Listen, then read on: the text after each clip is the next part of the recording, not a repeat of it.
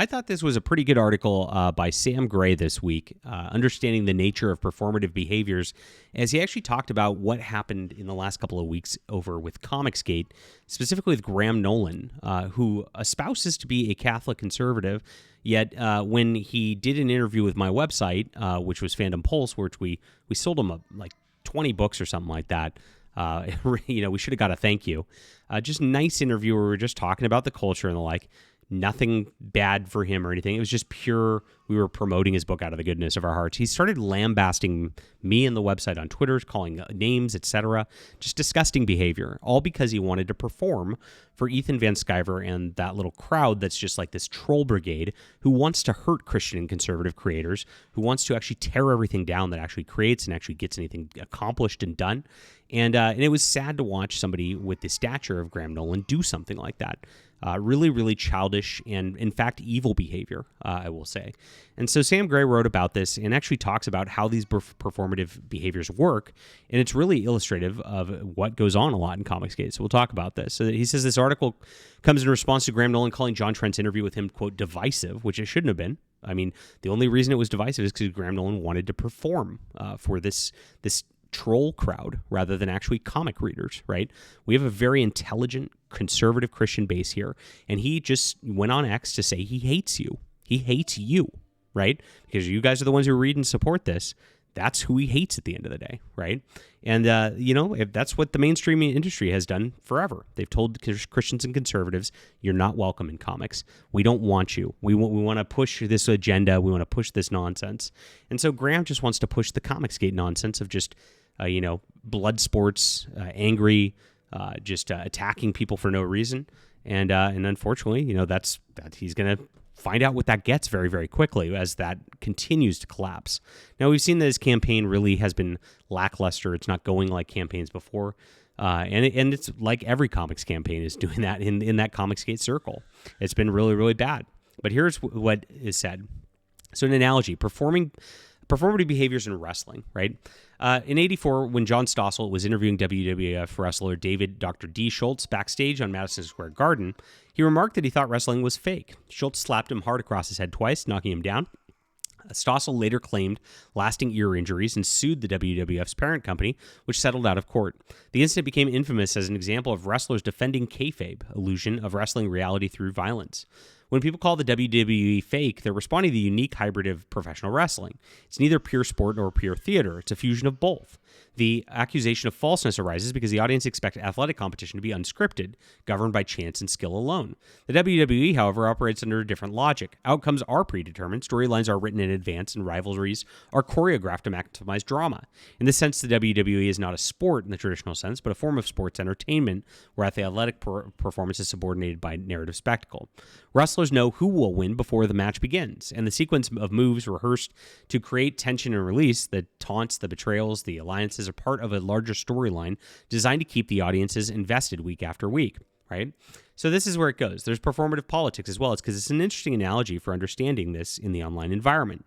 When the phenomena to operate within a framework where spectacle displaces substance, where audiences are invited to participate in narratives that are made emotionally and compelling rather than substantive, wrestling and online politics share a structural logic. They transform conflict into theater, privileging visibility and drama over consequence. And this is exactly what we see in this sort of situation right here, right? It is all emotional compelling. It's not substantive. There's no reason Graham Nolan should be acting like this. Like, it's if any website wants to promote my books, I don't care. If Graham starts his own website, wants to promote my books, I'm happy for that, right?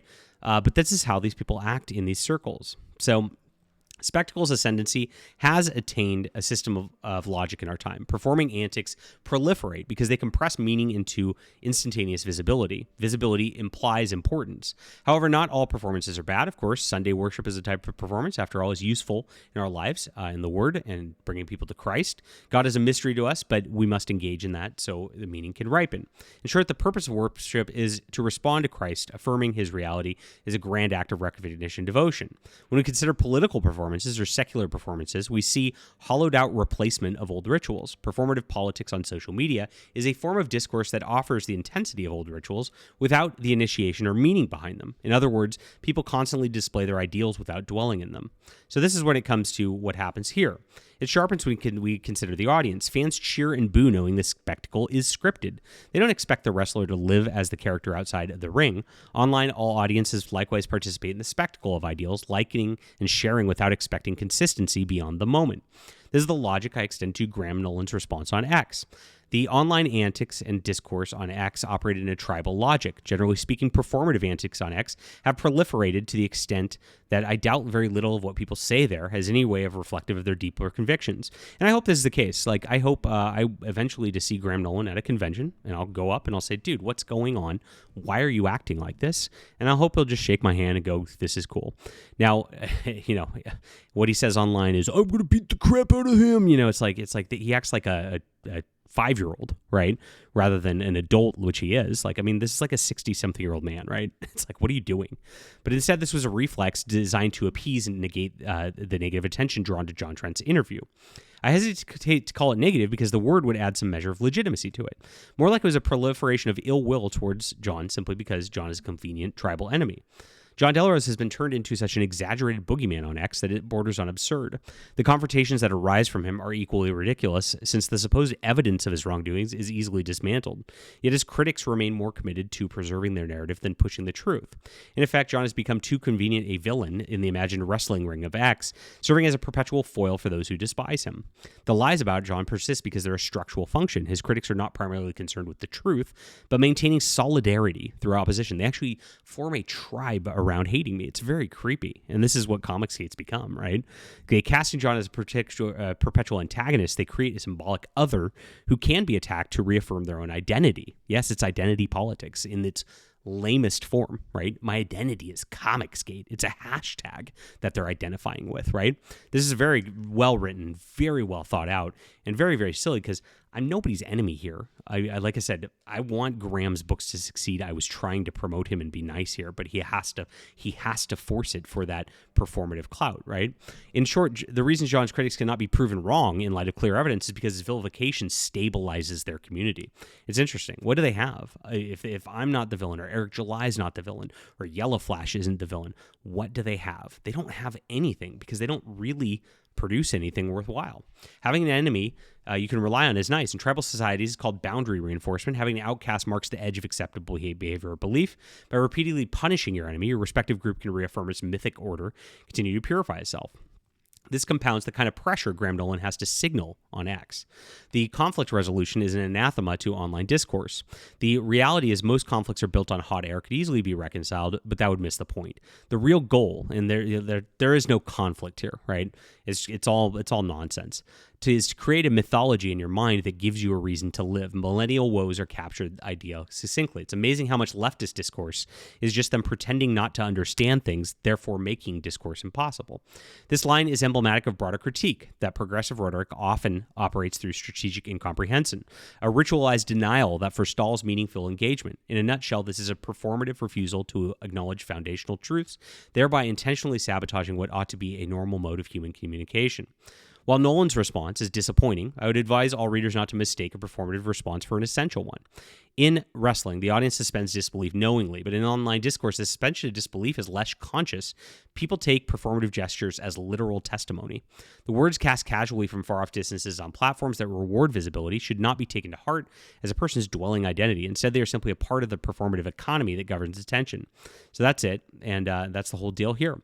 And so, yeah, it's really, really sad that he went there and just went full on like this.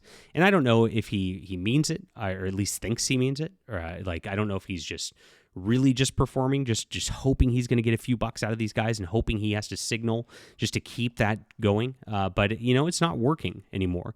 And after a while, it gets really, really old, especially when, as Sam Gray mentioned here, these conflicts don't actually mean anything. If there was any sort of conflict, it's really easy. Like a real adult in a normal world, in any normal business environment, in anything that exists, just picks up the phone, calls the guy, and it goes, "What's going on? Like, can we resolve whatever this is?" But unfortunately, performing on X doesn't actually mean there's real conflict there, right? These guys couldn't do that. If he did, he would upset the tribe. because, doing something like an adult and actually doing something rational and doing something real, and actually which would be in his best interest long term, is not in his best interest short term, because the tribe needs to send those super chats and be angry for him to then get his promotion on the Ethan Van Sciver channel, and that's all these guys care about. It's really, really tragic, and like I said, it's falling apart.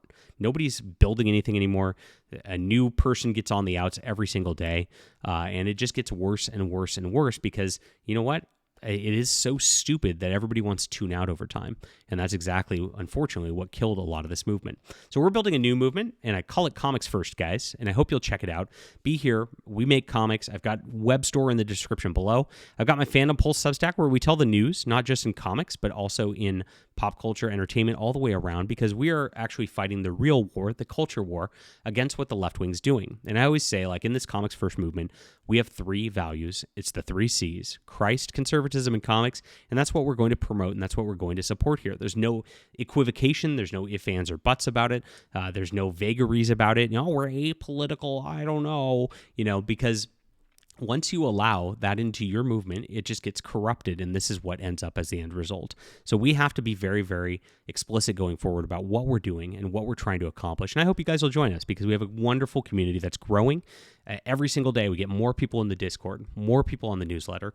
It's building, and it's something that's really, really great. And I hope you guys will join us. Thanks for being here. Hit the like and subscribe button. Leave a comment down below. We'll be back soon.